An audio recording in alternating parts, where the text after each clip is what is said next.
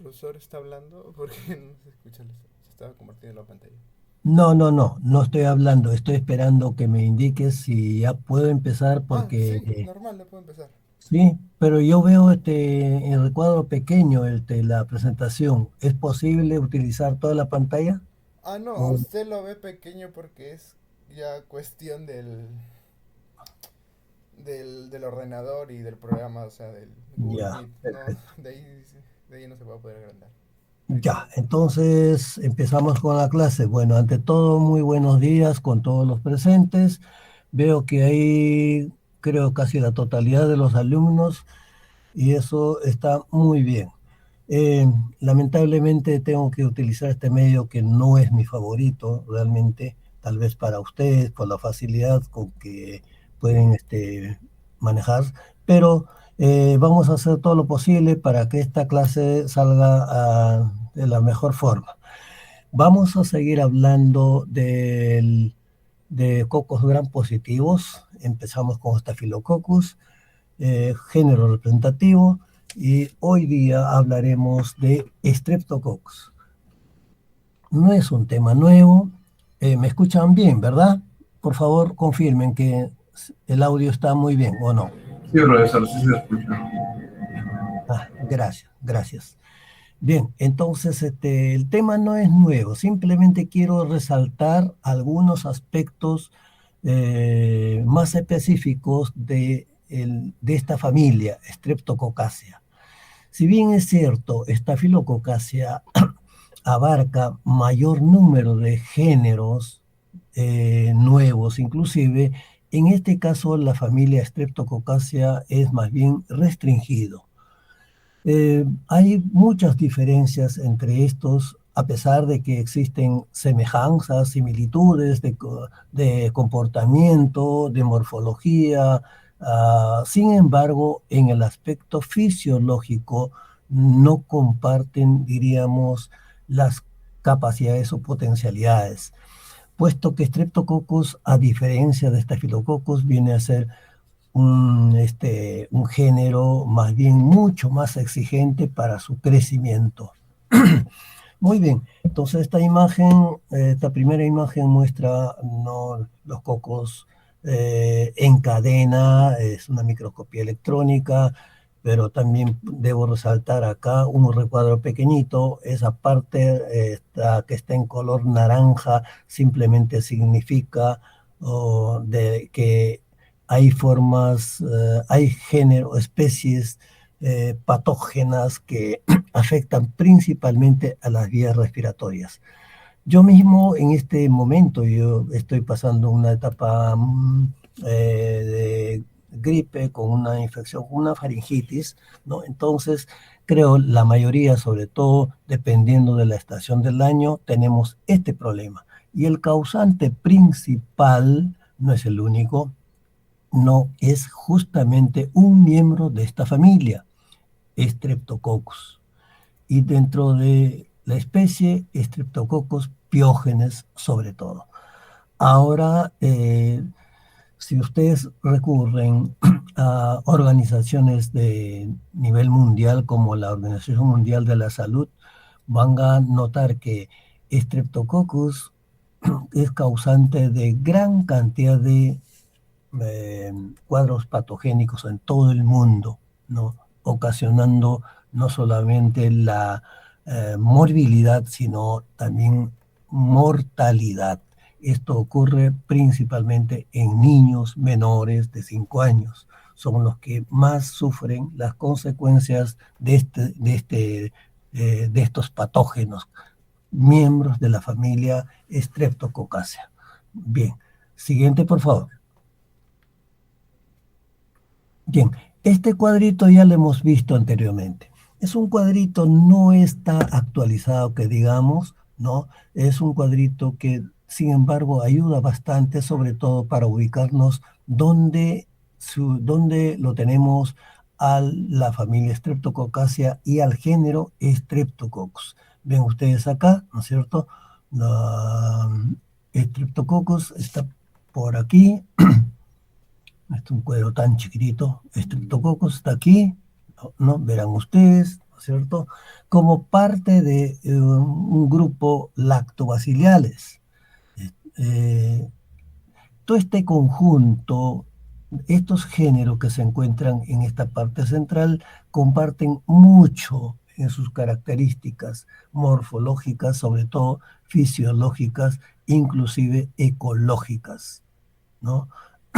Veremos a este grupo cuando toquemos la parte de bacterias ácido lácticas, donde nuevamente mencionaremos al Streptococcus.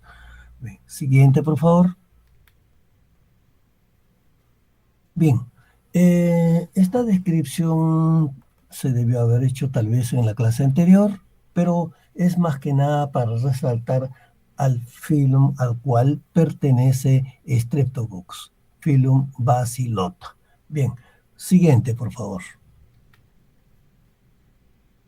Bien, vamos a hablar generalidades sobre la familia Streptococcaceae. Siempre debemos tener presente esta clasificación científica, no solamente para estreptococos, sino para cualquier otro género que veamos más adelante. Inclusive cuando ustedes desarrollen temas de seminario que se les va a asignar, ¿no? Deben de considerar un cuadro similar porque es importante conocer, ubicarlo según la jerarquía eh, evolutiva. La taxonomía es sumamente importante, ¿no? A muchos no nos agrada mucho esta taxonomía porque para cambiando a cada momento, pero es deber, obligación como biólogos, microbiólogos, sobre todo, que debemos de conocer. Bien, dice acá, Streptococcaceae es una familia de bacterias gram positivas dentro del orden Lactobacillales, donde está justamente el Lactobacillus también. Géneros representativos. Señala a Lactobacillus. Sin embargo, actualmente Lactobacillus ya forma otra familia, ¿no? Lactobacillales. Entonces, ya ignoren esto de Lactobacillus. Lactococcus, igualmente, ¿no? Está dentro de la Lactobacillales.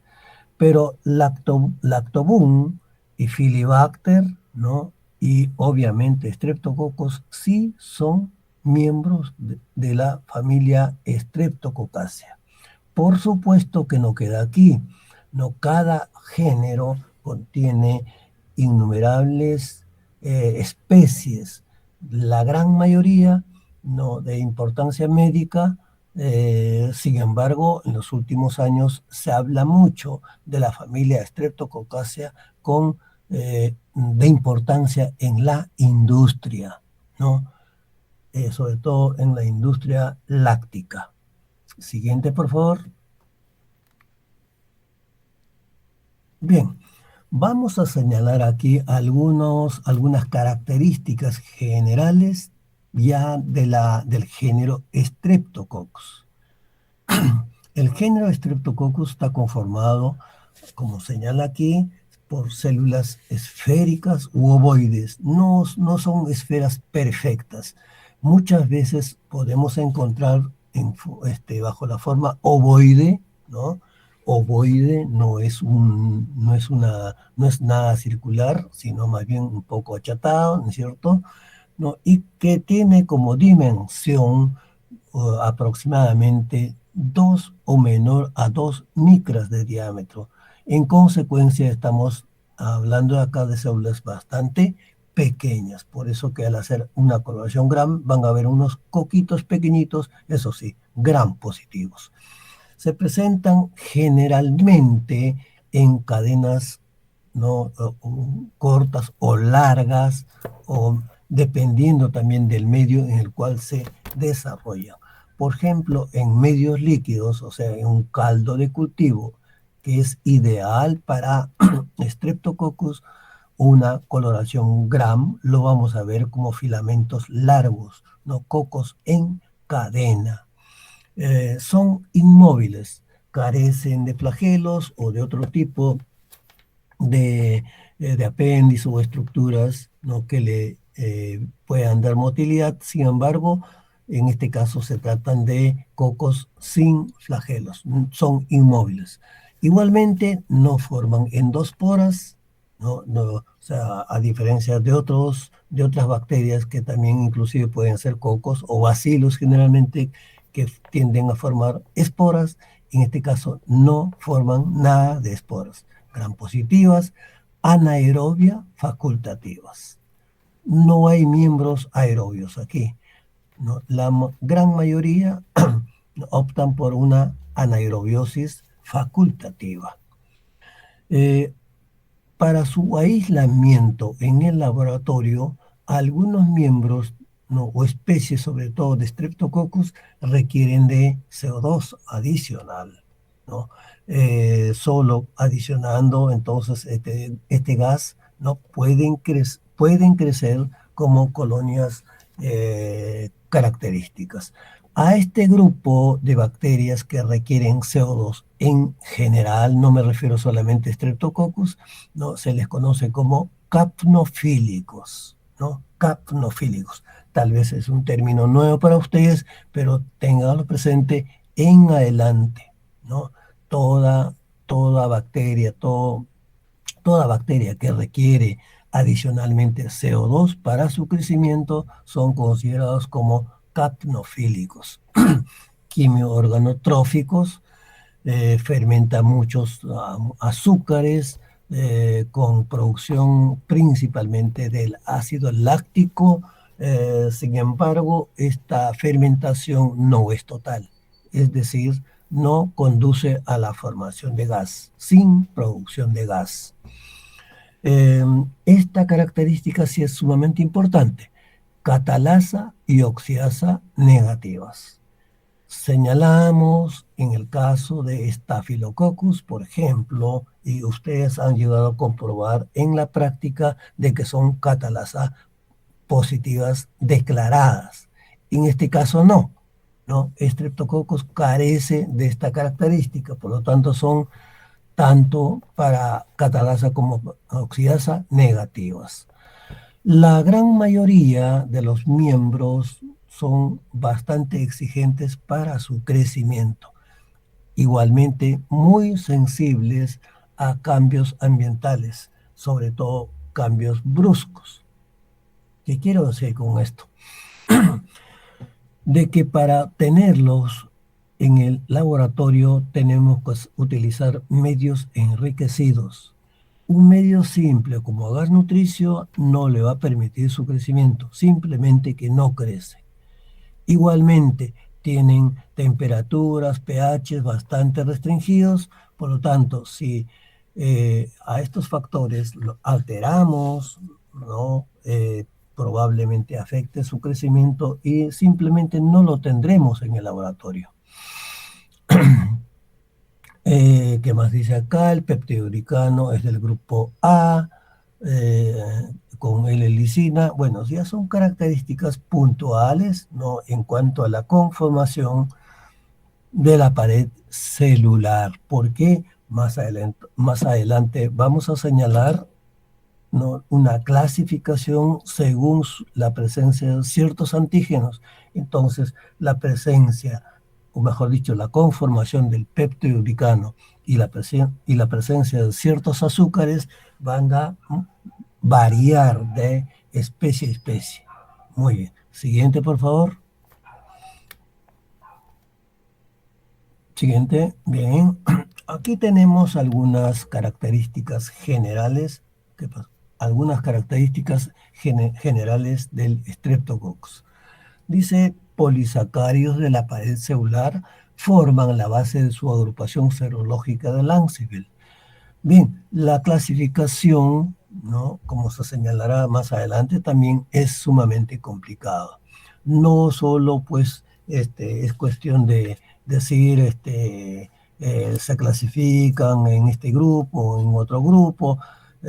Más bien esta clasificación se basa en la presencia de ciertos antígenos de la pared celular, ¿no? Entonces hay una clasificación serológica llamada de Lanzeville, ¿no?, en honor a quien descubrió, ¿no?, a esta técnica ya desde hace bastante tiempo. Dice, la rhamnosa es el componente común de las paredes celulares de los Streptococcus, aunque están ausentes en el grupo Mitis y Streptococcus pneumoniae. Seguramente se acordarán ustedes del Streptococcus pneumoniae, ¿no? Causante de la neumonía bacteriana. Este patógeno es muy frecuente, muchas veces es mortal. Más adelante señalaremos su importancia y características de cultivo. Temperatura óptima, fíjense bien acá, entre 35 a 37 grados centígrados.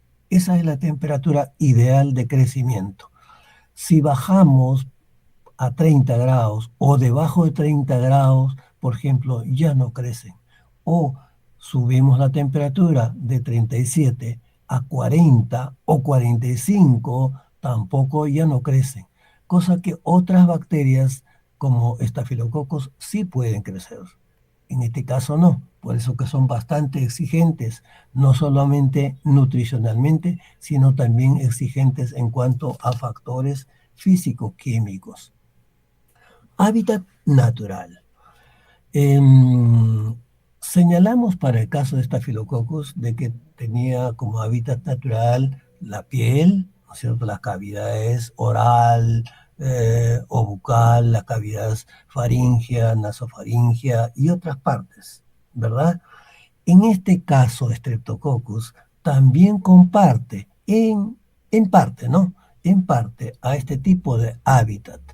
Es normal encontrar en toda persona sana o con mayor razón enferma, ¿no es cierto?, de una infección faríngea, ¿no es cierto?, pero de manera natural encontramos en la boca, en la cavidad bucal, en la piel, algo restringido, por supuesto, el tracto génito urinario, ¿no? El tracto génito urinario, sobre todo en el sexo femenino, ¿no?, tiene un alto porcentaje de Streptococcus. Obviamente que no está causando infección, pero cuando pasa de su lugar habitual a otra parte del tejido, entonces causa generalmente infección localizada en primer lugar, luego una infección generalizada tardíamente. Bueno, ¿qué más podríamos señalar acá como hábitat natural? El intestino también tiene, pero es más restringido, puesto que el pH del medio, las temperaturas, los nutrientes necesarios para un buen desarrollo no le favorece porque el intestino tiene muchos otros factores que limitan su crecimiento. Pero las vías respiratorias sí, ¿no? Las fosas nasales, los tejidos blandos, las vías respiratorias altas y bajas, sí es el lugar preferido para estas bacterias del género Streptococcus. Pero por supuesto que también está presente en otros tipos de organismos, sobre todo mamíferos, donde también causa infecciones, ya sea en bovinos, en ovinos, en caprinos y otros, ¿no? Inclusive hay reportes de felinos, equinos, roedores, ¿no? Y últimamente se habla de la presencia de Streptococcus, no exactamente el patógeno que causa a humanos, ¿no?, sino otros tipos de Streptococcus que afectan a aves y peces. Y pensar que tanto aves, sobre todo peces, no comparte las temperaturas de humanos o temperaturas de mamíferos que ya hemos señalado. Sin embargo, en condiciones diferentes a humanos y mamíferos, en peces sí puede haber Streptococcus, como la especie Inia, ¿no? Iniae, ¿no? Inia se pronuncia Inia. La mayoría son comensales en el hombre y animales, pero hay representantes, ¿no?, de Streptococcus que son altamente patogénicas. Y eso es justamente lo que vamos a resaltar más adelante.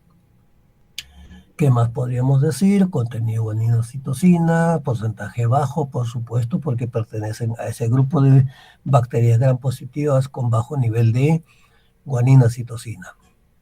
Especie tipo, Streptococcus pyogenes. Este es el principal patógeno del hombre, el principal patógeno de muertes, inclusive, sobre todo en inmunodeprimidos, ¿no? Eh, tiene una distribución mundial, lo encontramos en todas partes, afecta a humanos principalmente, ¿no? Causando infecciones a las vías respiratorias. Bueno, siguiente, por favor. Hay características adicionales que hay que resaltar. ¿Por qué forman cadenas, no? O se encuentran en pares? Porque tienen un tipo de división celular en un solo plano, ¿no? Es como una yema que crece a partir de una célula y de esta célula hija otra y así sucesivamente. Entonces forman cadenas que pueden ser cortas o largas. A veces cortas o inclusive como diplococos, o sea, dos cocos. Nutricionalmente ya hemos señalado, muy exigentes, requieren de medios enriquecidos o complejos, como el agar sangre, ¿no? El agar sangre es el medio preferido, ¿no? Un medio enriquecido con sangre, ¿no? Agar chocolate igualmente, donde estén presentes los componentes para los factores de crecimiento que pueden ser aminoácidos, péptidos, purinas, pirimidinas, vitaminas, etcétera. Entonces, la presencia de estos componentes hacen que el medio sea enriquecido. Bajo esas condiciones crece muy bien Streptococcus, sobre todo las especies patogénicas. Forman colonias muy pequeñas, ese es el otro, otra característica de Streptococcus en general, ¿no? Formar colonias muy pequeñas. Se conocen como colonias tipo rocío, porque son pequeñitas, ¿no? Como gotitas de agua, pero muy pequeñitas. Ahí, a ese tipo de colonias lo llaman tipo rocío. No producen ningún tipo de pigmento, ¿no? Excepto la especie de Streptococcus agalactiae, que tiende a formar un pigmento amarillo, pero un amarillo pálido, ¿no? Un amarillo dorado, algo parecido al amarillo de Staphylococcus aureus. Amplio rango de hospederos humanos, porcinos, equinos, vacunos, etc. Ya hemos señalado anteriormente. La imagen de la parte inferior de esta diapositiva es simplemente para señalar tipo de o el plano de división celular, ya sea dos planos o un solo plano, ¿no? Para diferenciar también del Staphylococcus. Muy bien, siguiente, por favor.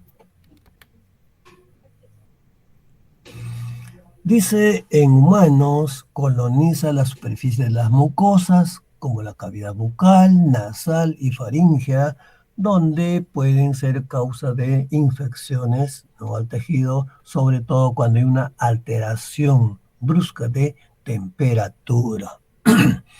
Bajo ciertas circunstancias pueden invadir tejidos epitelial, muscular o cardíaco inclusive, ¿no? Cuando afecta a tejidos, perdón, a órganos vitales es muy peligroso porque puede causar la muerte, sobre todo cuando afecta a nivel cardíaco, ¿no? El género consiste, dice, actualmente en más de 50. En realidad, esta afirmación es de hace más o menos 4 o 5 años. Hoy en día se conocen más de 100 especies. No, algunos consideran hasta 120 o 114, 115, pero más de 100 especies reconocidas, que en su mayor parte forman grupos de especies denominados grupo piogénico, grupo bovis, mutans, mitis, anginosus, salivarios. 6 grandes grupos. Inclusive, ¿no? ratificados esa clasificación ya mediante técnicas moleculares. Antiguamente, por eso que va entre comillas, ¿no? Antiguamente, en el siglo pasado sobre todo, esta clasificación ya se venía hablando, ¿no? Sin embargo, se asignaba solamente uno, dos o tres especies. Hoy en día no. Estos grupos, ¿no? Considerados como importantes para su clasificación, identificación, contienen innumerables cantidades de especies. Muy bien. ¿Qué nos señala este recuadro de la parte inferior de la diapositiva? A ver, ¿alguien podría dar su opinión?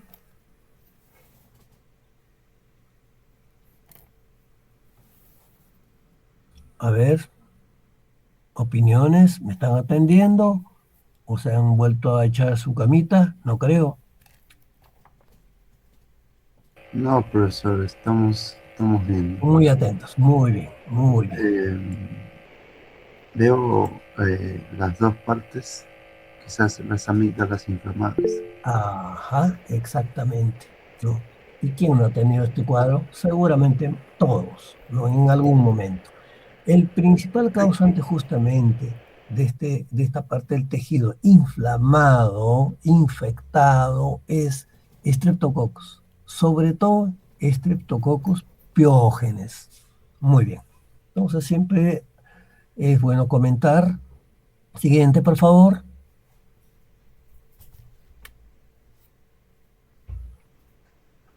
Bien, quiero resaltar esto de la clasificación serológica de Streptococcus según Lanzefeld. ¿Quién fue Lanzefeld? Rebecca Lanzefeld fue una investigadora del siglo pasado que en el año 1933, fíjense bien, 1933, ¿no? Descubre y hace una primera clasificación de Streptococcus. Por supuesto que por esos años se conocía a Streptococcus, inclusive con otra denominación, pero ella fue quien impulsó la investigación de este grupo de bacterias, no Streptococcus. Observaba que siempre formaba cadenas largas de cocos al microscopio, ¿no? Y que hizo una primera clasificación, ¿no? Por su forma, sin embargo, no encontraba diferencias entre sí, ¿no? Entonces los clasificó serológicamente. ¿Qué significa esto? De que tomó en cuenta la presencia de algunos antígenos de superficie, ¿no? de estas bacterias. O sea, encontró que en algunos géneros tenían presencia en su pared celular de ciertos carbohidratos, rhamnosa sobre todo, en otros no, y de acuerdo entonces a la presencia de estos antígenos o ausencia de estos antígenos, hizo una primera clasificación. Hoy en día no se utiliza mucho, ¿no? Puesto que ya existe, aunque está vigente, ojo, está vigente, ya no se utiliza mucho en el diagnóstico porque las técnicas han variado bastante, han superado largamente esta clasificación. Sin embargo, se mantiene, ¿no? Los grupos antigénicos, sobre todo por su importancia en la salud humana. Bien, entonces acá está una foto de Rebecca Lancefield, ¿no? Quien hizo esta primera clasificación que aún tiene vigencia con fines académicos sobre todo. Bien, siguiente. Bien, ustedes ven acá, ¿no es cierto?, la clasificación según Lancefield, ¿no es cierto? Se clasifica en grupo A, B, C, D, prácticamente gran parte del abecedario, ¿no? Disculpen, ¿no? A mí me afectó el Streptococcus pyogenes. Bueno, justamente en el grupo A se encuentra, ¿no? Se encuentra el Streptococcus pyogenes, ¿no? El Streptococcus pyogenes. ¿Alguien desea preguntar? ¿Alguien levantó la mano? No, ¿no? ¿O se lo tiraron? No sé. Algo vi por ahí. Bien. El Streptococcus pyogenes, que es el más patógeno, forma parte del grupo A de Lancet. En el grupo B está otro patógeno también de consideración, pero no del nivel del piógenes, obviamente. Streptococcus agalacti, ¿no? Que es un Streptococcus muy similar al piógenes, ¿no? Inclusive hay confusión. Por eso que es importante saber si es del grupo A o del grupo B, ¿no? Para señalar si realmente es el patógeno responsable de un cuadro infeccioso, ¿no? Y así, en el grupo C, por ejemplo, está varias especies que también son importantes como patógenos humanos, ¿no? Entonces ahí tenemos, ¿no es cierto? En el grupo D hay uno que está resaltado en azul, en celeste, señala a Enterococcus, ¿no? Enterococcus hoy en día ya forma su propia familia. Antiguamente estaba Enterococcus, pero con otro nombre, de Streptococcus fecales, ¿no? Y ahí está, más bien comparte, ¿no? El grupo, Streptococcus, lo llamado fecales, el bovis. Y así, por supuesto que ustedes revisando bibliografía van a encontrar otras especies y que señalan que pertenece al grupo A, B, C, D, E, ¿no? Según clasificación Lancefield. Muy bien. Dice, en la actualidad, solamente para señalar que Enterococcus se encuentra excluido del grupo D, formando una familia aparte. O sea, ya dejó de ser de la familia Streptococcaceae. Es de la familia Enterococcaceae. Siguiente, por favor.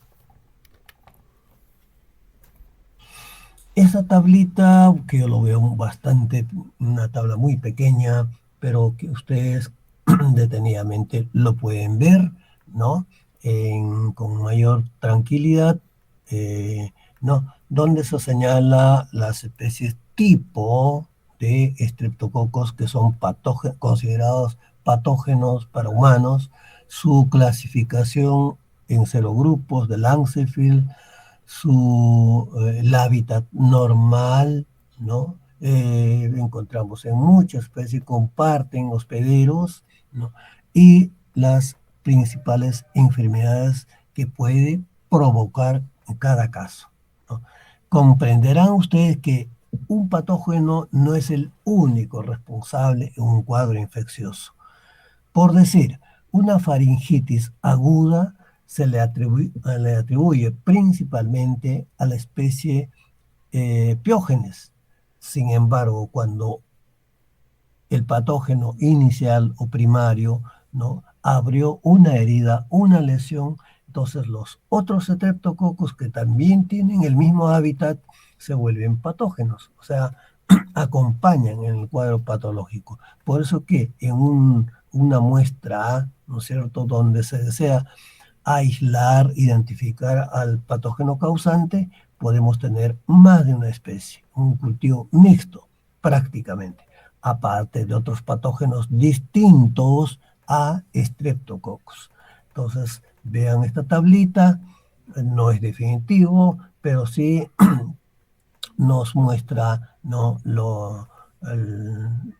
La amplitud, diríamos, de las enfermedades en humanos por diferentes patógenos que forman parte de la familia Streptococcaceae.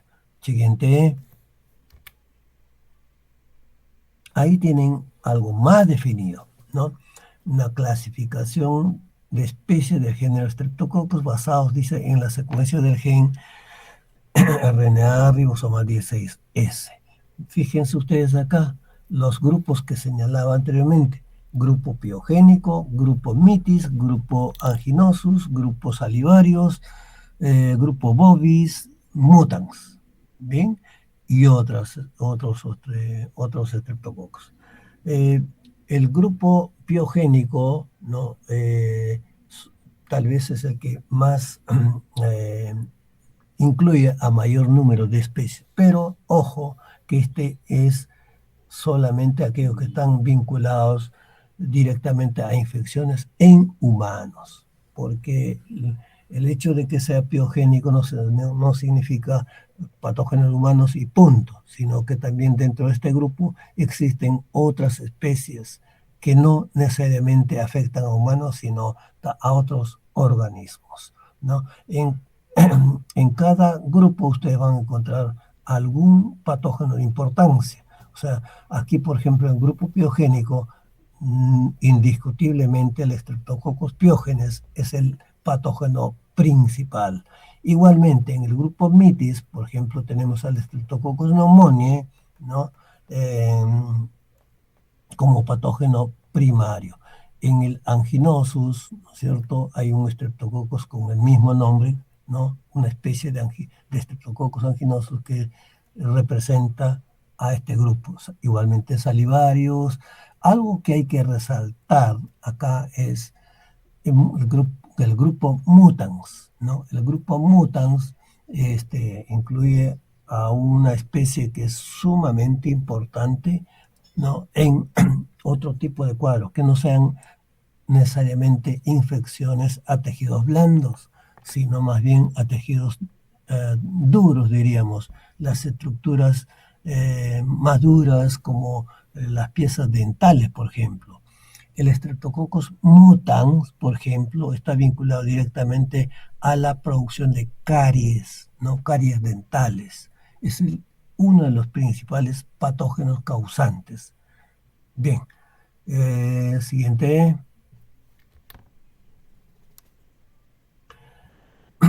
Bueno, ustedes han hecho o hicieron alguna vez práctica seguramente utilizando agar sangre. En el curso previo de bacteriología, ¿no es cierto? Seguro que vieron los tipos de hemólisis. Se habla de 3 tipos de hemólisis, alfa, beta y gamma. En realidad son 2, ¿no? Gamma hemólisis es no hemolítico en realidad, ¿no? Y el fundamento en cada caso, ya lo saben, es simplemente cuestión de que ustedes repasen un poquito. Ahora, ¿por qué tenemos que hablar de tipo de hemólisis acá? Porque los estreptococos también se clasifican de acuerdo a su capacidad hemolítica.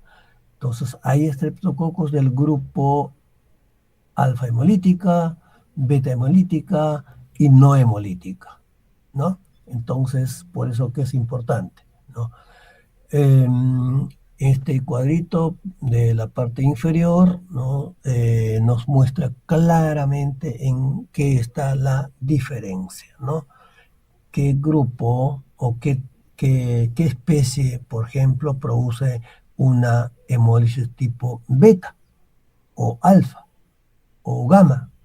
Bien, entonces dejo para que ustedes analicen con tranquilidad estos tipos de actividad hemolítica. Siguiente. Ahí tienen más datos, ¿no? Y también, sobre todo, acá ya son características específicas de estreptococos piogénicos, o piógenos, perdón. Un momentito, un momentito. Disculpen. Doctor, estoy en clase, por favor, en clase virtual. Termino la clase y me comunico con usted. Gracias.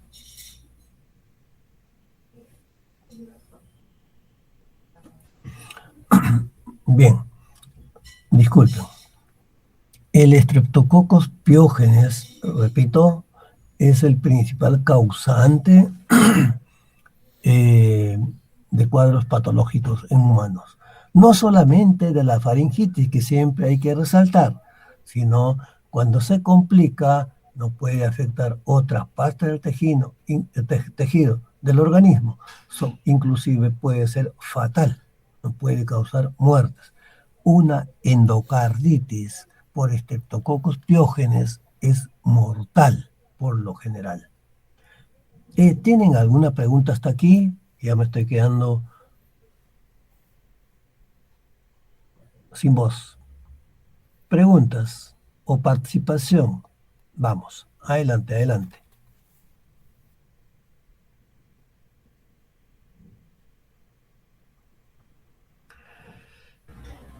Profe, Alejandro, según, sigue. según me acuerdo, la alfa-hemólisis se producía esa coloración verde por la biliverdina, o sea, producida por la lisis parcial de los glóbulos rojos. No sé si está bien eso. O- No le escucho bien su pregunta. ¿Podría repetir, por favor? Ahí así es que cuando se realiza la hemólisis se libera biliverdina y por eso es la coloración verde que tiene en la alfa-hemólisis de streptococcus. Y ya. Más que nada no es algún tipo de pigmento el que participa, sino más bien las enzimas que pueden producir estas cepas, ¿no? La tipo de hemolicina sobre todo, ¿no es cierto? Que pueden producir una hemólisis parcial o total. Cuando se nota, claro, el color verde ya es una reacción propia de esta actividad enzimática. Eh, por ejemplo, en el caso de la beta hemólisis, ¿no? Que es una hemólisis total, en realidad la hemolicina es tan fuerte que lisa a todos los eritrocitos que se encuentran en este caso en agar sangre, ¿no? Por supuesto que esto se puede repetir en también otros medios que no sean agar, sino en un caldo, por ejemplo, que contenga no sangre definitivamente, porque sin sangre no podríamos probar. Entonces ahí simplemente decolora la sangre, el color de la sangre deja de ser roja, pasa a tomar un color amarillo pálido. Entonces, pero evidentemente es en medios de cultivo sólidos donde podemos notar, ¿no? Eh, no hay exactamente el fundamento por qué no parcial y por qué total. Al parecer se trata de tipos de hemolicinas que se encuentran diferentes tipos, porque no es el único. Dicho sea de paso, es el principal factor de virulencia, ¿no? de estos patógenos. No sé si eso responde tu pregunta. Sí, sí, profesor. También tenía una duda de que hace rato estaba hablando sobre o sea, que era mortal el Streptococcus pyogenes cuando sucedía una miocarditis. ¿Y cómo sucede eso? O sea, ¿cómo es que llegaría el Streptococcus a una miocarditis? ¿Qué tendría que suceder o cómo se podría presentar? Sí, su hábitat normal de los estreptococos en general y del Streptococcus pyogenes en particular son las vías respiratorias. Es normal aislar de una persona sana, ¿no? De un hisopado faríngeo. Obviamente que no se encuentra en grandes cantidades como microbiota normal, ¿no? Pero cuando proliferan, crecen o aumentan considerablemente, es mucho más fácil, ¿no? Mucho más fácil aislar.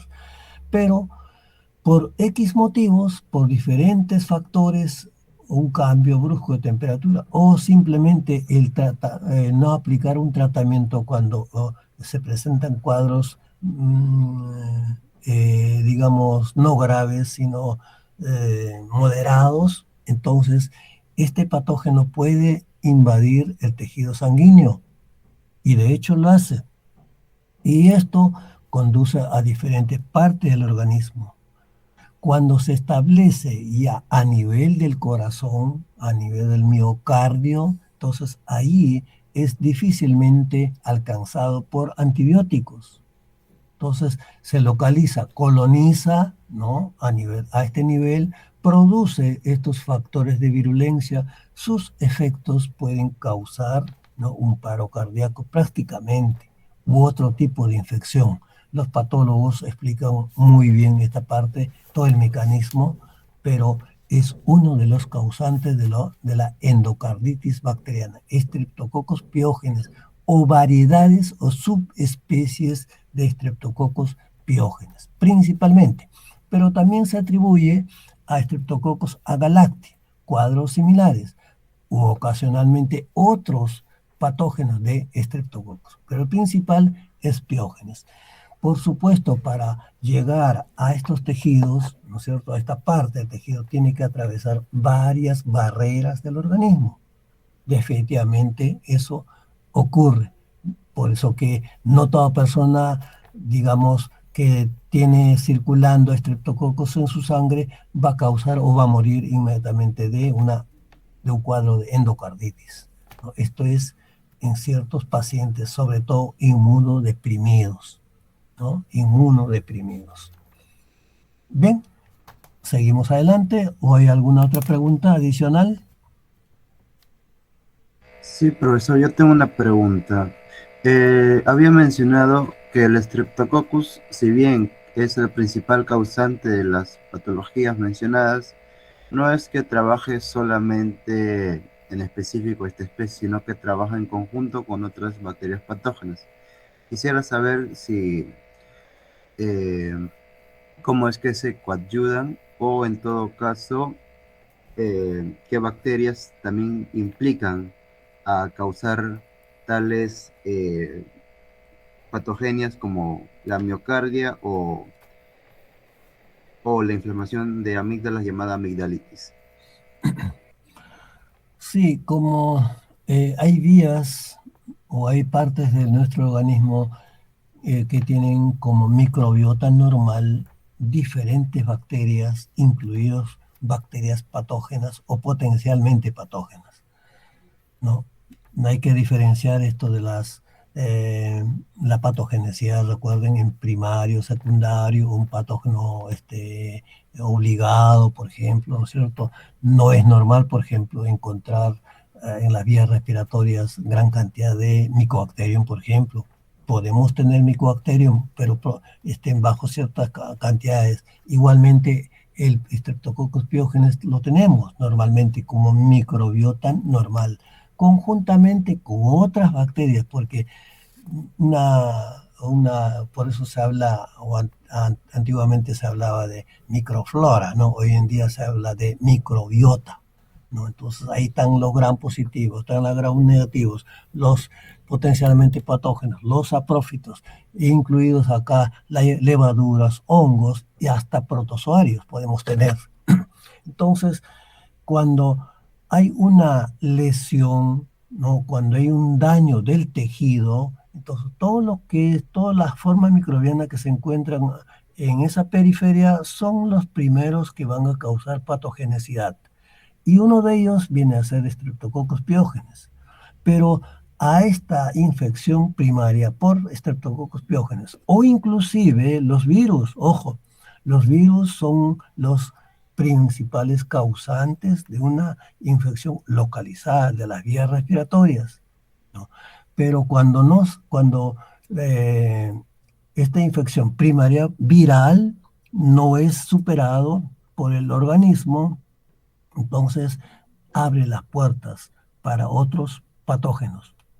Es aquí donde, dependiendo del grado de virulencia que tenga, entonces empieza a invadir a ese tejido dañado, ¿no es cierto?, ¿no? Primero los Streptococcus pyogenes, los Streptococcus agalacti, las otras formas de Streptococcus, los gram negativos, los otros gram positivos, bacilos, por ejemplo, dependiendo de su virulencia. Entonces, la infección localizada ya no es solamente por un patógeno, sino por varios. Pero así como pueden afectar localmente, también algunos logran atravesar la segunda, la tercera, la cuarta barrera hasta llegar a tejidos que son considerados como estériles, ¿no? Las vías respiratorias no son nada estériles, pero llegan a los pulmones y para eso tiene que pasar todo el ducto, todas las vías respiratorias altas, luego bajas y llegar a los pulmones. Y el Streptococcus lo hace, llega. Por supuesto que aquí la defensa del organismo tiene una suma importancia. Si tienen muy buenas defensas, posiblemente pues no se ha controlado el patógeno. Pero hay en algunos casos los inmunosuprimidos no tienen, entonces el patógeno se hace cada vez más patógeno. Hay que tener en cuenta esa forma de actividad que tienen los patógenos. Bien, avancemos, por favor. Siguiente. Profesor, bueno, Sí. hacer un comentario. Sí, dígame. A lo menos había encontrado información de Streptococcus de grupo A, pirógenes. O sea, Ya. a ver si podía complementar la información. Había encontrado que, pues, o sea, creaba una cápsula. O sea, era entre los factores de virulencia que tenía una cápsula. Y entre la cápsula, un componente importante era el ácido, no, hialurónico. Sí, ácido hialurónico. ¿Por qué era importante? Porque a lo menos es uno de los componentes principales, porque tenía otros más, pero principalmente es que permitía a lo menos no ser reconocido, a lo menos cuando está encapsulado, por ciertos como neutrófilos, así, permitía que no fuera detectado con facilidad. Y eso le permitía como atravesar el tejido que era conectivo, así, del tejido conectivo, y eso le permitía llegar como que a zonas más difíciles. Obviamente que en fase de crecimiento tenía que crecer, no tiene que despejarse de esa cápsula y producía hyaluronidasa y ahí se volvió un poco más susceptible, pero como era poco tiempo, de todas maneras, sí, simplemente encontré esa información, ¿no? Entre uno de los factores de violencia me pareció como que curioso, ¿no? Utilizaba ese de ácido hialurónico que está también presente en la tejido conectivo y con eso como que se camuflaba un poco y no era reconocido. Eh, claro, justamente acá en la diapositiva se señalan algunas características generales del Streptococcus piogénicos, o piógenes, perdón, ¿no? Que es, dicho sea de paso, pertenece al grupo A de clasificación de Lancefield, ¿no? Más adelante hablaremos de factores de virulencia, no sé cuánto tiempo nos queda, tenemos casi una hora, cerca de una hora, ¿no? Más bien trato de avanzar un poquito, solamente para resaltar acá las características. Uy, ¿qué pasó?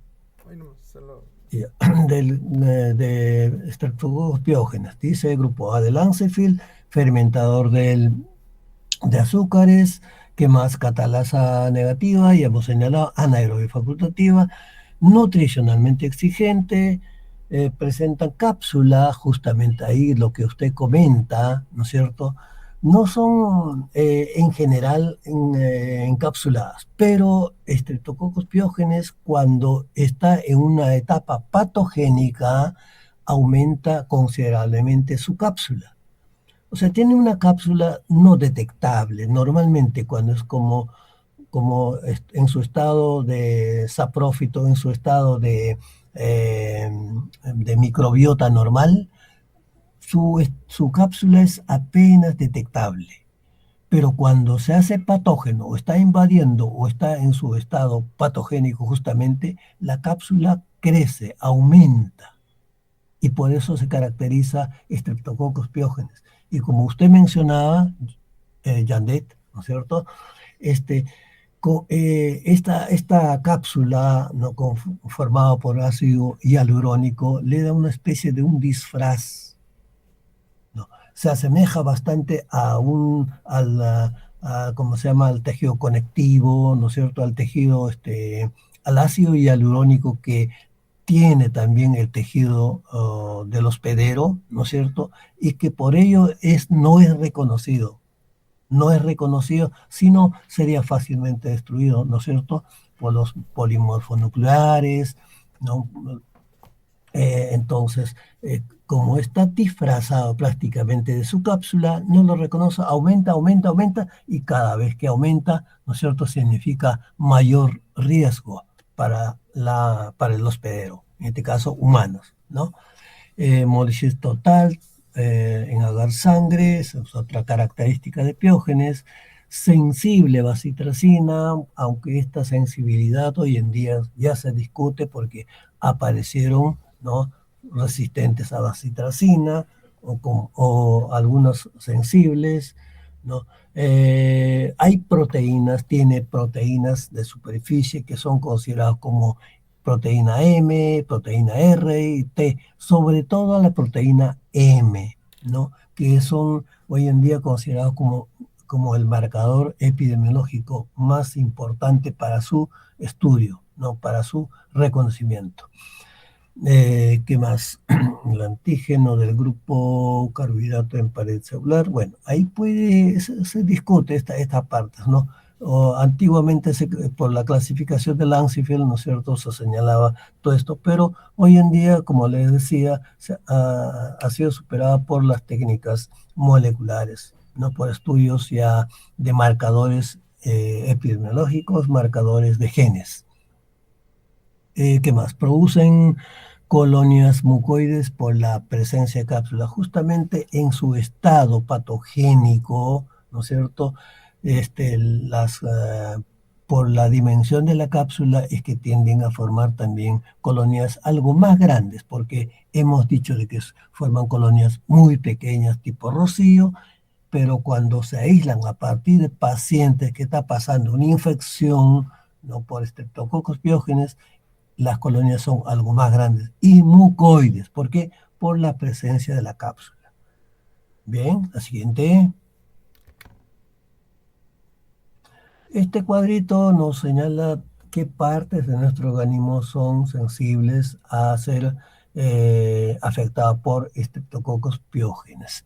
Son muchas partes, no solamente es a las vías respiratorias, por supuesto que ahí abunda y son los causantes primarios de una infección a la faringe, por ejemplo, faringitis, aguda sobre todo, ¿no? Cuando se logra superar, bueno, disminuye la población y obviamente que permanece por ahí por tiempo indefinido. Bueno, al resto lo dejo para que ustedes evalúen. Fíjense que afecta a los pulmones, afecta al corazón, puede afectar otras partes del organismo, inclusive infecciones a las vías urinarias, ¿no? Desde más simple como un impétigo, ¿no?, hasta infecciones graves como endocarditis o neumonía, ¿no? O neumonía, Streptococcus pneumoniae sobre todo.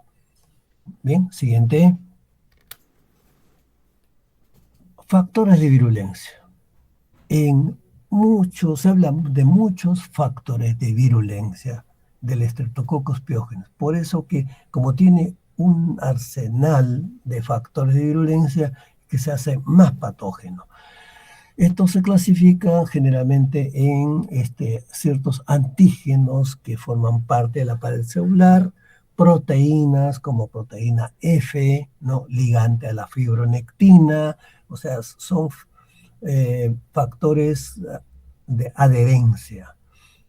Como estos patógenos no tienen motilidad, no se movilizan, sin embargo, han adquirido otros factores de virulencia o tienen factores de virulencia como las adhesinas, ¿no?, las proteínas que se encuentran en la superficie de cada bacteria y que tienen y que sirven como un ligante.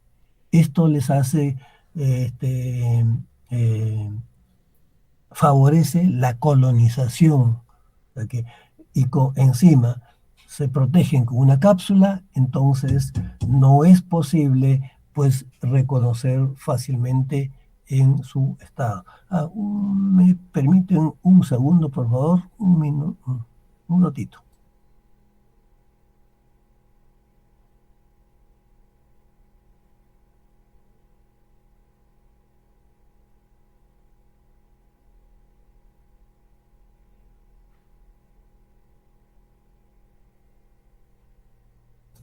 Bien, disculpen, me tocaron la puerta. Ya. Hay que resaltar acá la presencia de proteína M, ¿no? La proteína M, que se discute bastante, que estarían solamente en ciertas cepas de Streptococcus pyogenes, no en todas. Hay cepas selectas que son causantes de epidemias prácticamente en ciertos lugares, ¿no? Por eso es necesario reconocer, identificar y sobre todo clasificar serológicamente a los estreptococos, en este caso piógenes. Hay otras proteínas también conocidas solamente por una letra como R y T, pero hay que resaltar la proteína M, ¿no? En estudios así de epidemiología, en estudios de infecciones en humanos, ¿no? Siempre se le vincula la presencia de esta proteína. Cápsula, ya hemos señalado, es el disfraz inmunológico, eh, un factor de virulencia primario, ¿no? Sustancias extracelulares, conocidos en general como invasinas. O sea, hay factores de adherencia, hay factores de invasión, ¿no? Toman nombres diferentes como estreptoquinasa, estreptodornasa, DNasa, hialuronidasa, streptolicina, una serie de enzimas, ¿no? extracelulares que se producen y que se eliminan durante la etapa invasiva. Por eso que los llaman factores de invasión, factores de virulencia invasiva. También hay exotoxinas muy similares al Staphylococcus que hemos señalado ya anteriormente, en la clase anterior, ¿no es cierto? Causantes de toxinas, ¿no? De cuadros, ¿no? Como el síndrome del shock tóxico, ¿no? Y que están ligados directamente al consumo de ciertos tipos de alimentos por ser exotoxinas, ¿no? Sin embargo, no lo supera esto de las exotoxinas al Staphylococcus, donde es mucho más evidente, ¿no? el cuadro toxigénico. Aquí las exotoxinas más bien son responsables de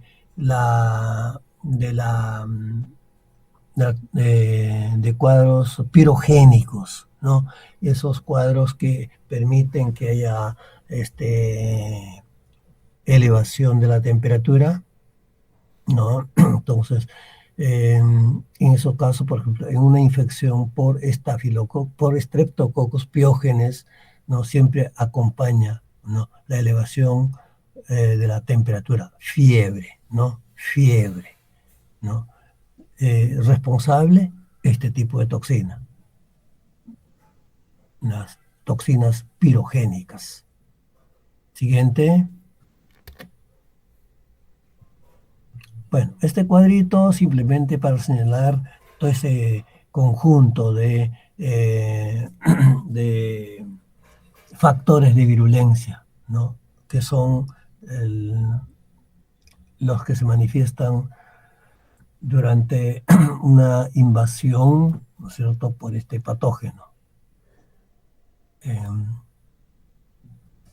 Acá en la parte inferior se resalta la proteína M, dice, presente en cepas emergentes, en las formas mucoides, altamente encapsuladas, portadoras de esta proteína M.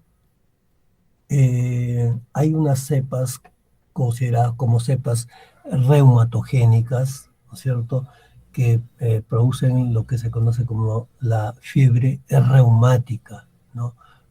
Que son donde se han detectado gran cantidad de estas proteínas M. O sea, tiene que ver mucho la capacidad invasiva, la capacidad de producir toxinas, la capacidad de eliminar enzimas extracelulares a las cepas que contienen esta proteína M, ¿no?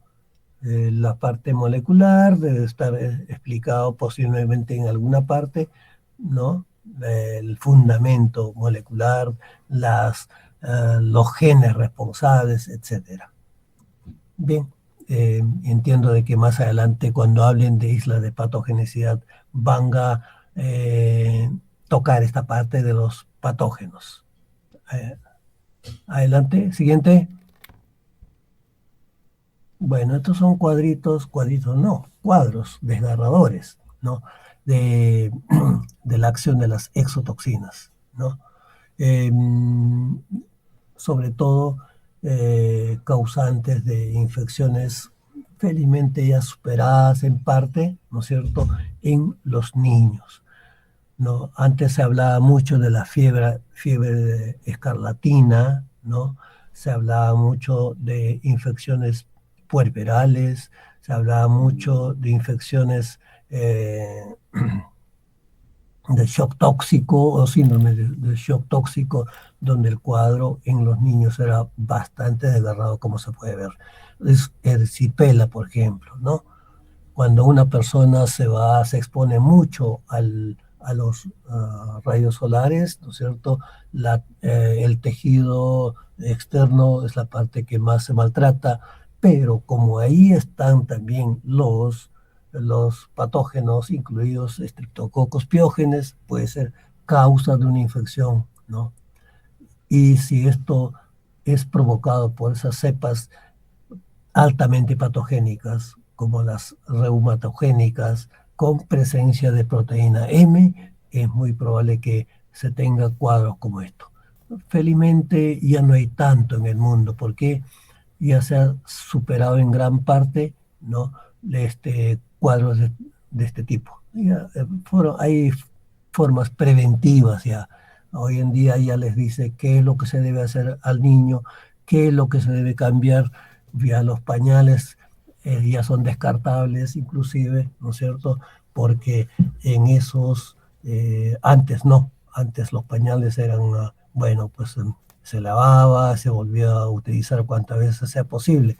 Entonces es ahí donde los patógenos, incluido el estreptococos, ¿no es cierto?, estaba presente y era capaz de provocar, ¿no?, cuadros bastante graves.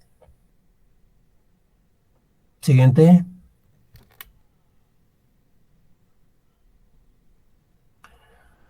A ver, ¿saben qué es la escaldadura, verdad? ¿Alguien puede decir qué cosa es la escaldadura? Se habla de niños escaldados, personas escaldadas.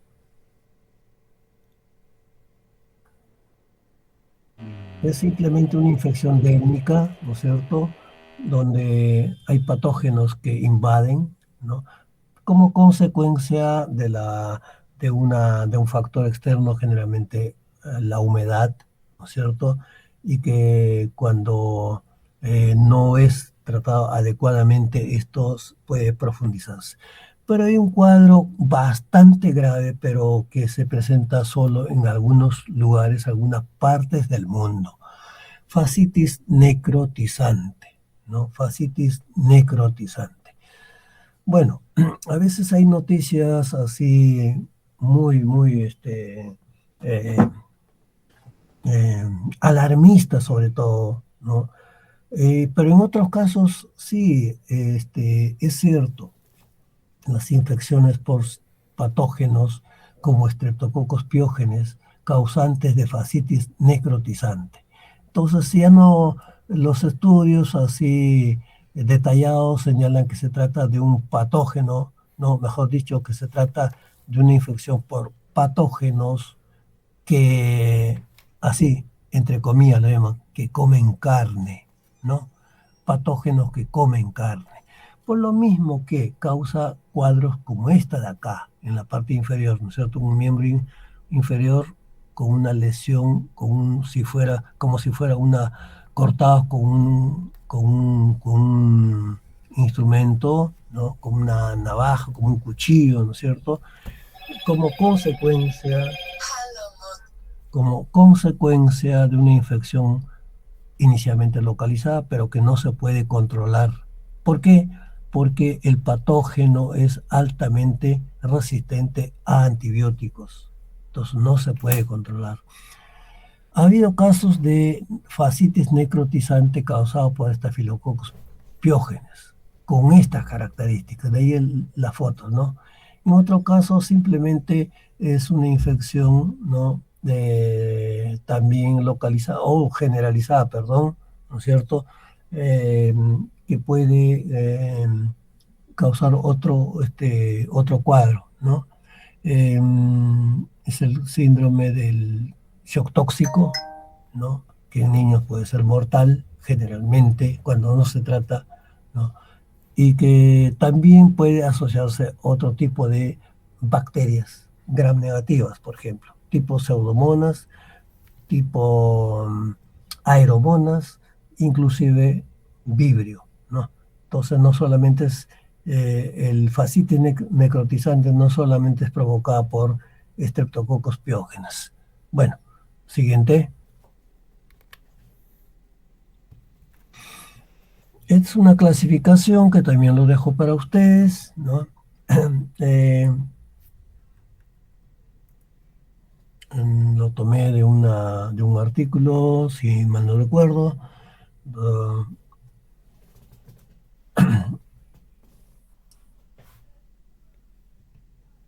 Claro.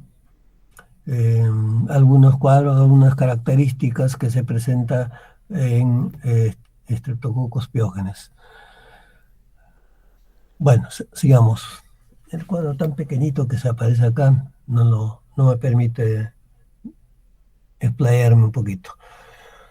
Bueno, ¿cómo detectar en el laboratorio a Streptococcus pyogenes? ¿Será solamente por el tipo de hemólisis que produce? No siempre. Puede haber una confusión, por ejemplo, con algunas especies de Staphylococcus aureus, por ejemplo, que son también beta hemolíticas, ¿no?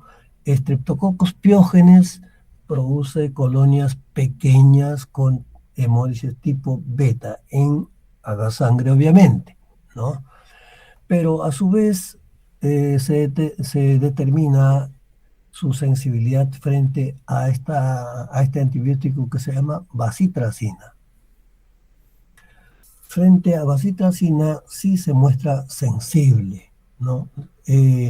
Este antibiótico generalmente se coloca en un cultivo en agar sangre, como está de acá, por ejemplo, un disco de bacitracina.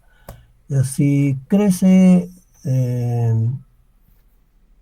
si provoca algún tipo de halo en la periferia, simplemente significa que el cultivo es sensible. Entonces, Streptococcus pyogenes es bacitracina sensible. O sea que se hace un cultivo a través de un hisopado del paciente en agar sangre, ¿no? Y luego de una incubación, antes de eso se coloca un disco de antibiótico, bacitracina en este caso, ¿no es cierto? Y se incuba a 37 grados centígrados por 24 horas, entonces tendremos al día siguiente, ¿no es cierto?, resultados como estos.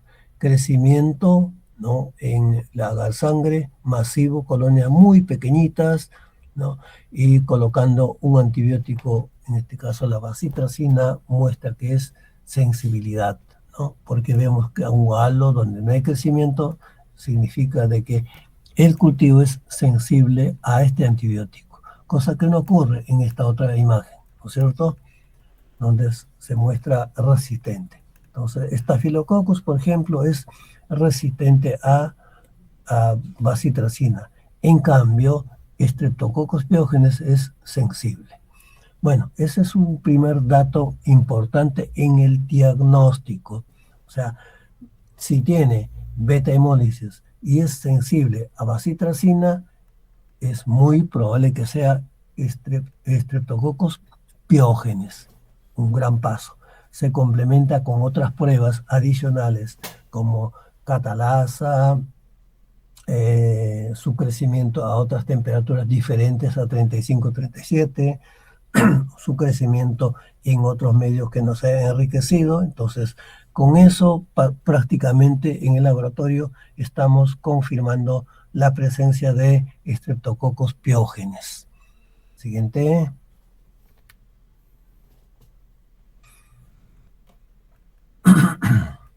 Bueno. Un patógeno, o mejor dicho, un Streptococcus que siempre se confunde con el piógenes es el Streptococcus agalacti. Sin embargo, según la clasificación de Lancefield, el Streptococcus agalacti pertenece al grupo B mientras que el Streptococcus pyogenes pertenece al grupo A. Bueno, pero el problema es que en agar sangre presentan colonias muy similares, con las mismas características. Y cuando uno ve una colonia con beta hemólisis, podríamos pensar inmediatamente de que se trata de piógenes, porque estamos persiguiendo, ¿no?, a piógenes, no exactamente a Galacti, ¿no? Entonces, ¿en qué se diferencia? Bueno, dice acá, Streptococcus agalacti, principal causa de sepsis neonatal, es cierto. Muchas infecciones puerperales, ¿no es cierto?, Eh, son atribuidas a los patógenos tipo Streptococcus agalacti. Por supuesto que Streptococcus pyogenes también puede ser causa, pero en los últimos años se ha visto que agalacti es uno de los principales responsables de sepsis puerperal o neonatal. Infecciones también en neonatos, causando neumonía, sepsis o meningitis, con mortalidad al 10%, ¿no? Por eso inicialmente no se le daba importancia a la galacti, pero en los últimos años sí, porque se ve cada vez más como un patógeno emergente, ¿no? Un patógeno que emerge, ¿no? O reemerge, porque si bien es cierto, anteriormente ha sido considerado un patógeno, dejó o perdió gran parte de su potencialidad, pero pasa el tiempo y reemerge como en los patógenos principales. Causa importante de infecciones en gestantes y puérperas, endometritis, posparto, infecciones quirúrgicas, tras cesáreas, infecciones del tracto urinario.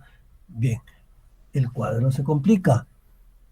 El cuadro se complica. ¿Y por qué será a este nivel? A ver, alguien podría dar su opinión.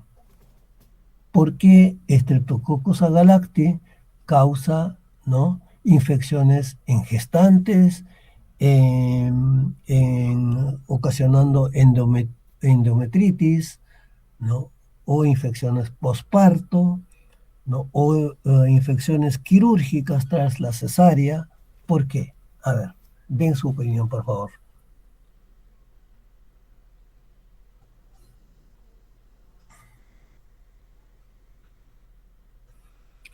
Estoy a la espera de alguna opinión.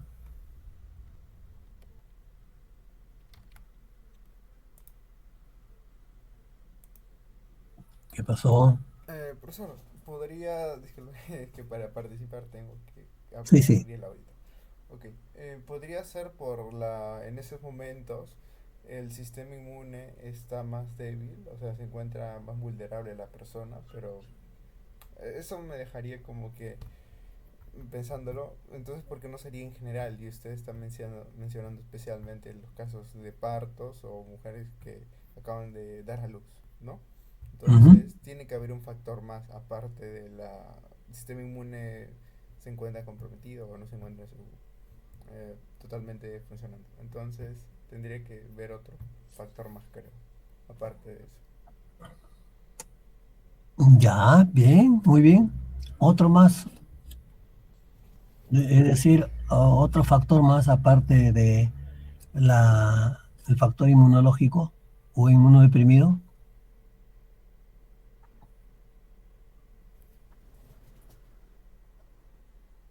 ¿Más opiniones?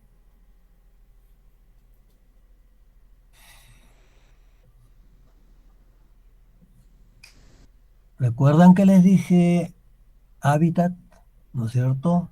La cavidad, las partes, tejidos mucosos, tejidos blandos, es normal encontrar, inclusive en las vías urinarias.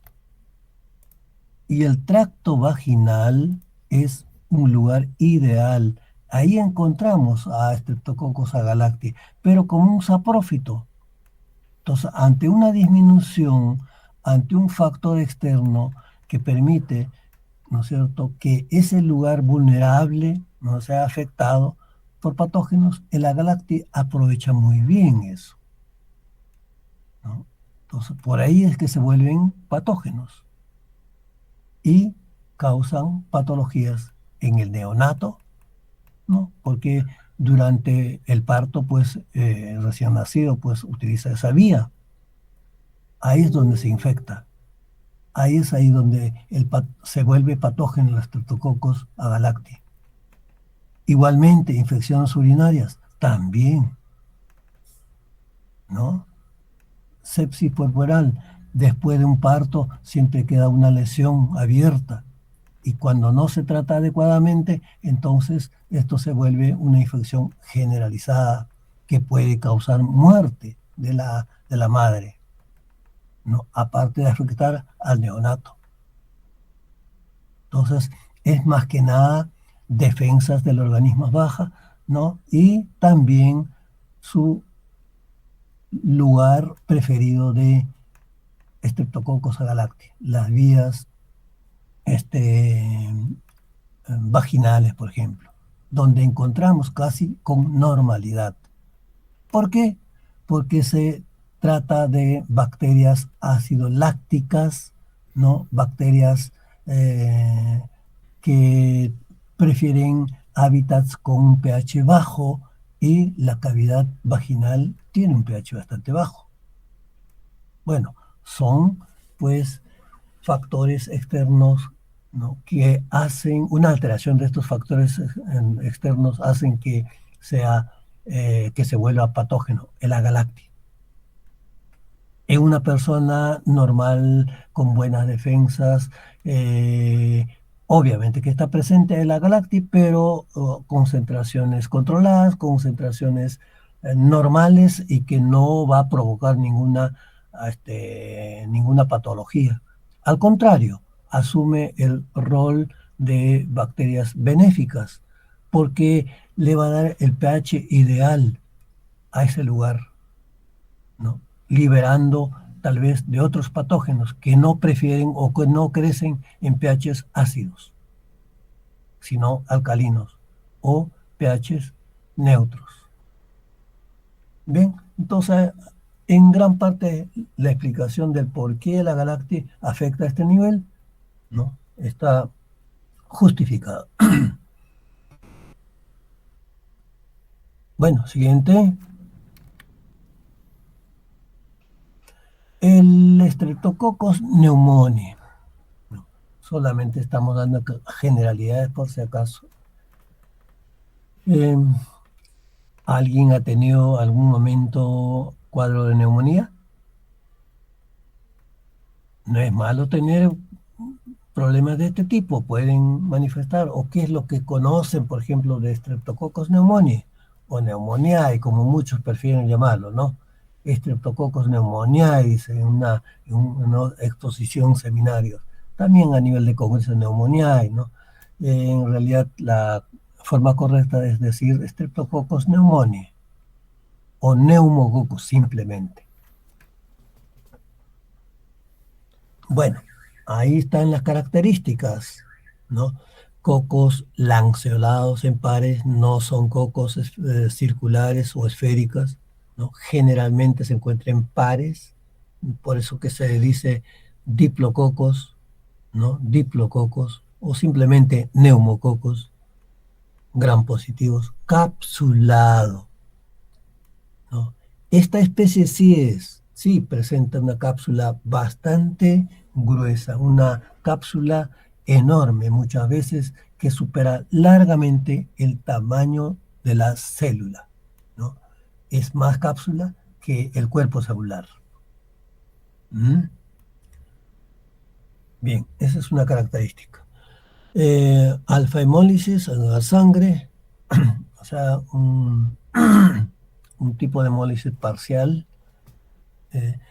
¿Qué más dice? Colonias circulares, mucoides, por la cápsula, obviamente, ¿no? Un halo verdoso por el tipo de hemólisis alfa. Bien, células de mayor tamaño oscilan entre 0,5 a 1,25 micras de diámetro.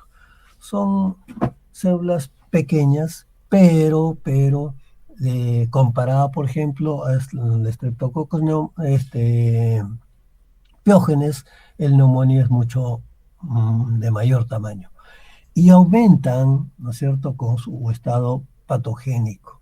Cuando está en un estado patogénico, o sea, causando algún cuadro tipo neumonía, ¿no? Las células son bastante grandes, con enormes cápsulas y también no son circulares, sino más bien lanceolados, cocos lanceolados, ovoides, en parejas o diplococos. No forman esporas, esporas no hay, no móviles, carecen de catalasa, ¿sí?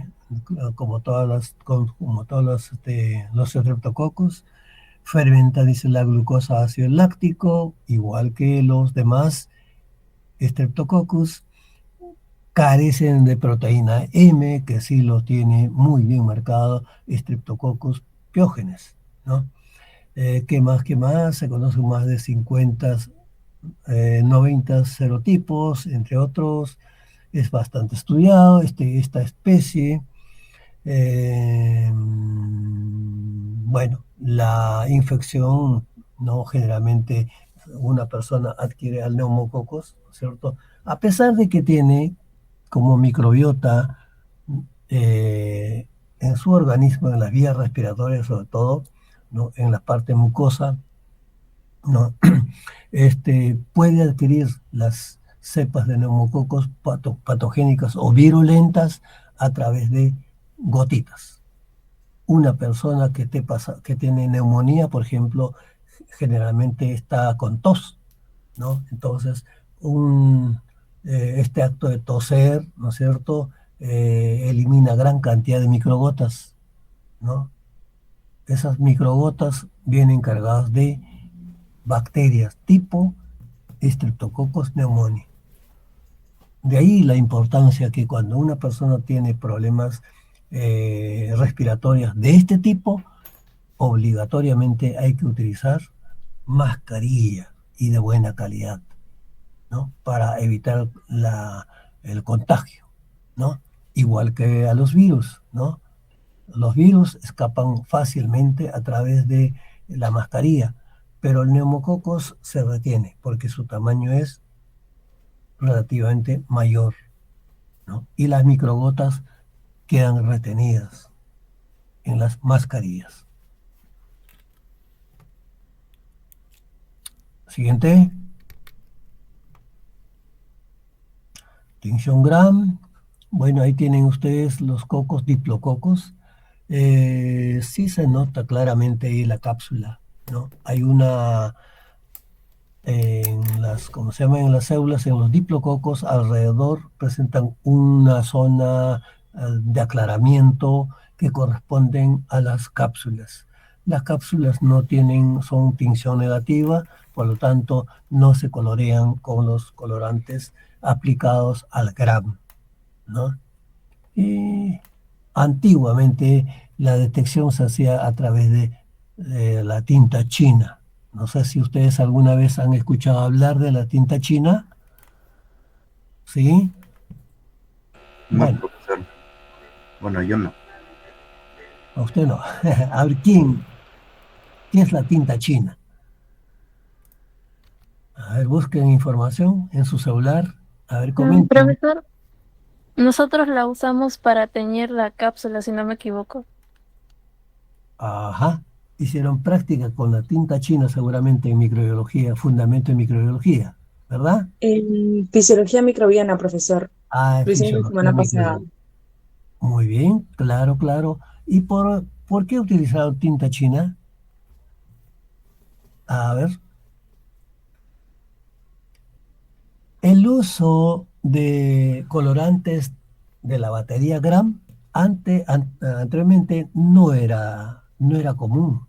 O sea, en un laboratorio especializados, laboratorios de bacteriología, microbiología, pero en un laboratorio común, ¿no? Donde no se hace exactamente diagnóstico microbiológico. Sin embargo, pues los pacientes le llevaban su muestra ahí, ¿no? Para que vean qué es lo que, qué patógeno. Entonces, el médico que sabía perfectamente cómo diagnosticar, le decía, anda, llévalo al laboratorio. Como no tienen batería Gram, la tinta china sí, pues va usted a una librería, encontrar tinta china, porque no era su función, por supuesto, de utilizar en un laboratorio, sino más bien de utilizar como un lapicero, ¿no? Como un lapicero, pues la tinta china, pues todos los textos antiguos manuscritos eran a pulso y utilizando tinta china. Entonces, una gotita pequeña de tinta china más la muestra que generalmente es esputo, ¿no? No es saliva, sino esputo, ¿no es cierto? Observar el microscopio mostraba pues a estas bacterias grandes con su cápsula. La tinta china coloreaba a las células, pero no a la cápsula. Por eso que utilizaron. Y como diríamos, como un recuerdo del pasado, del diagnóstico microbiológico, todavía se utiliza, ¿no? Es decir, se puede tratar con tinta china, no significa de que con otro método no se puede, por supuesto que sí, con Gram, ustedes pueden, con la tinción Gram, ustedes pueden observar esto. Bien, siguiente por favor.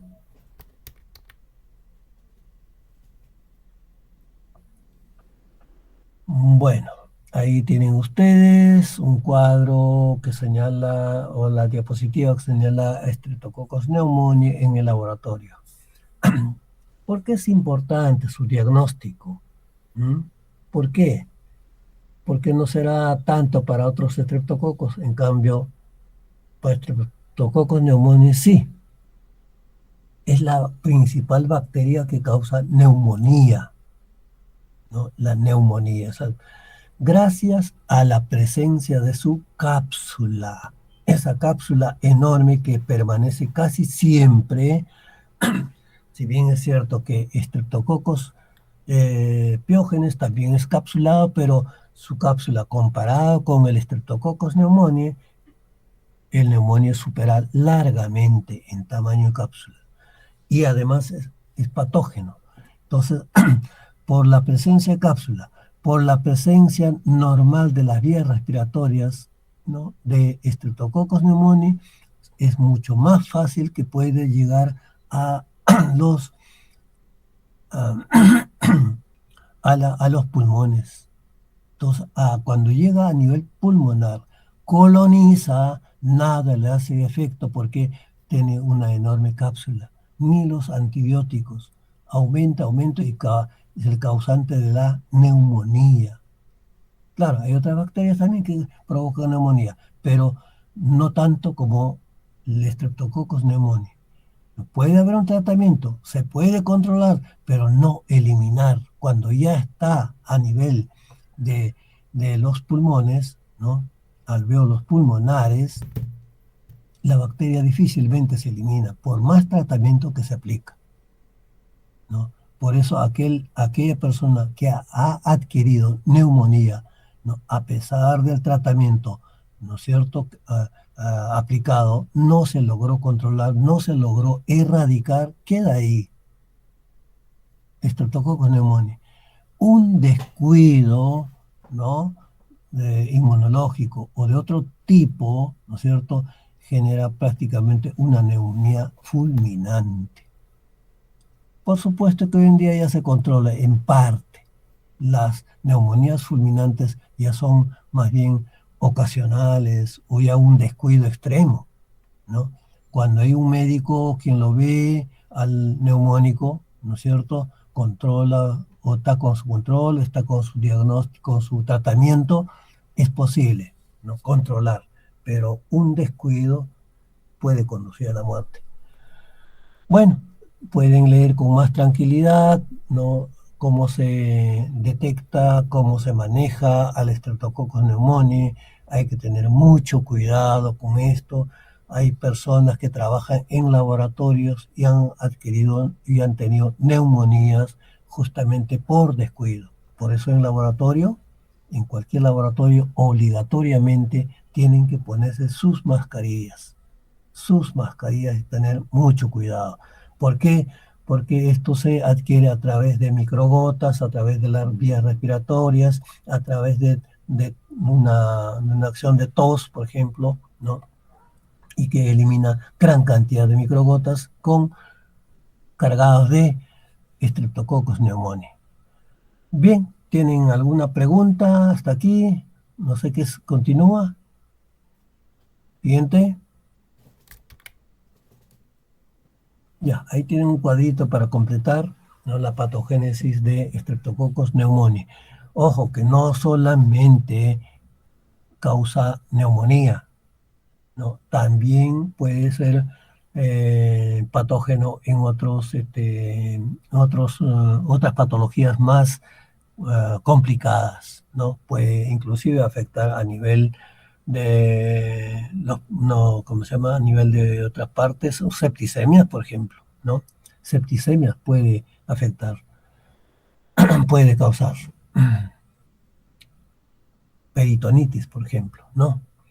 Bien, de todas maneras disminuye el rango, ¿no?, de tejidos afectados por neumonía, pero principalmente a los pulmones. ¿Alguna? A ver, siguiente, por favor.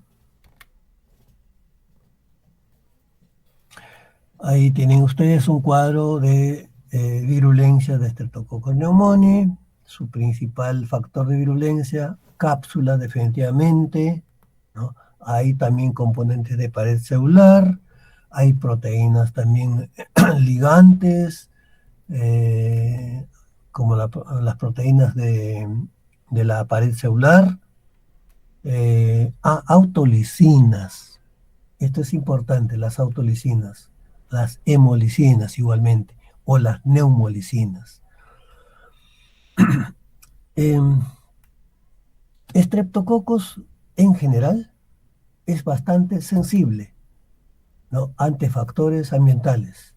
Si bien es cierto, Streptococcus pneumoniae puede permanecer viable gracias a su cápsula, pero el problema de Streptococcus pneumoniae y otras especies de Streptococcus es que produce ciertas sustancias o ciertas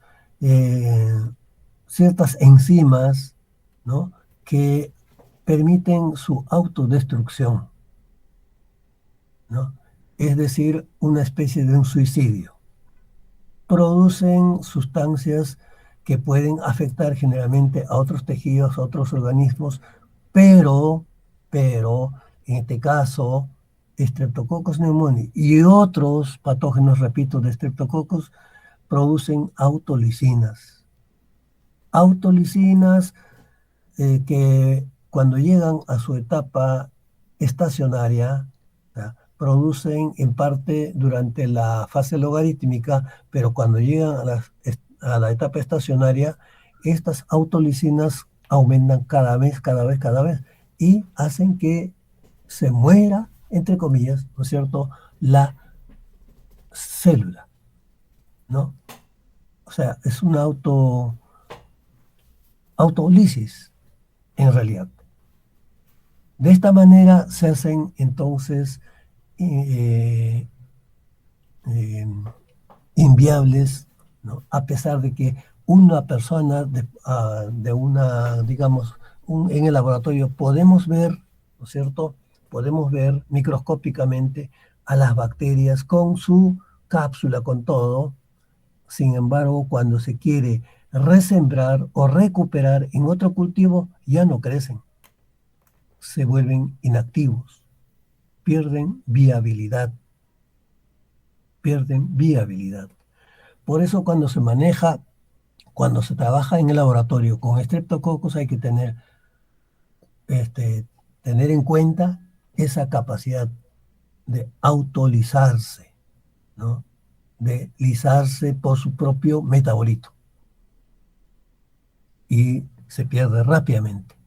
Ha habido casos de tenerlo una cepa lista, una cepa de Streptococcus viable que crece muy bien y pasó un fin de semana, 2 días o 3 días guardados, por ejemplo, ¿no?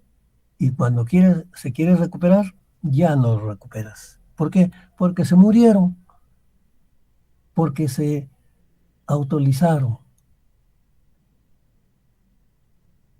Bueno, es un problema en realidad cuando uno trabaja con Streptococcus y en este caso con Streptococcus pneumoniae.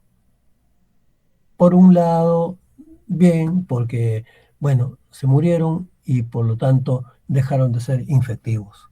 Pero por otro lado, cuando uno quiere estudiar, ¿no es cierto?, al neumococos no lo puedes mantener por buen tiempo sin recultivar, ¿no? Sin reaislar. Hay que tenerlo casi permanentemente pasando de un medio a otro. Muy bien, siguiente. Bueno, creo que estamos ya con la hora.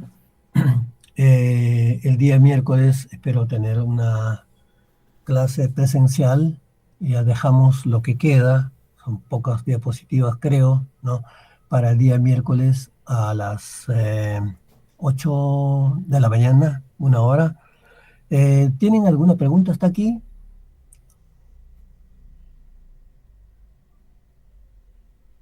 Bueno, voy a agradecer. Yo tengo una Sí, pregunta. sí, adelante. Entonces, la patogenicidad y la virulencia radica en la capacidad de generar toxinas propias de la bacteria, por ejemplo, en Staphylococcus aureus, en la zona perinasal, creo, al fondo.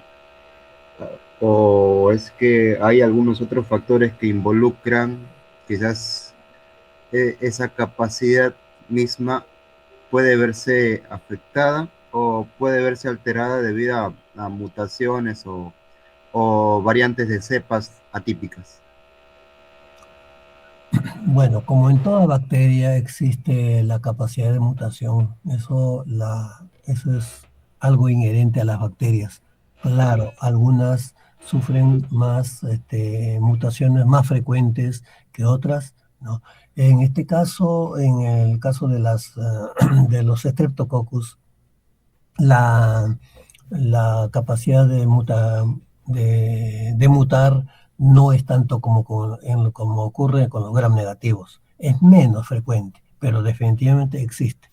Pero su virulencia depende básicamente de factores más que nada ambientales, externos, ¿no? Pero como tiene toda la potencialidad, como forman parte de la microbiota, ¿no es cierto?, con potencial patogénica, entonces mantiene, ¿no?, esa potencialidad mientras exista un clima, diríamos, ¿no es cierto?, normal, entre comillas. Pero una alteración, sea inmunológica o una respuesta, falta de respuesta inmunológica o una alteración externa como temperatura, pH, lesiones traumáticas. Entonces es allí que invaden tejidos que no es el lugar de hábitat. Y ahí es donde empieza a manifestar su potencialidad de virulencia, ¿no? O sea, depende en parte de factores internos, así como de factores externos. Y esto no es exclusividad de Streptococcus, ¿eh?, de todos los patógenos en general, considerados como potencialmente patógenos. Bien, ¿alguna otra pregunta? No sé si eso responde a su pregunta. Sí, la pregunta, o sea, básicamente depende tanto de factores ambientales externos como las de la propia bacteria. Así ¿Cierto? es, así es. Ok, gracias, profesor. Ya. Bien. Voy a agradecer a Yandet que tome asistencia. Creo que la mayoría ha asistido, ¿no? En todo caso, de todas maneras, usted controle la asistencia de hoy día. La parte práctica de hoy, no sé, no me ha respondido nada, de que nadie me asegura de que podría darse. Un ratito voy a revisar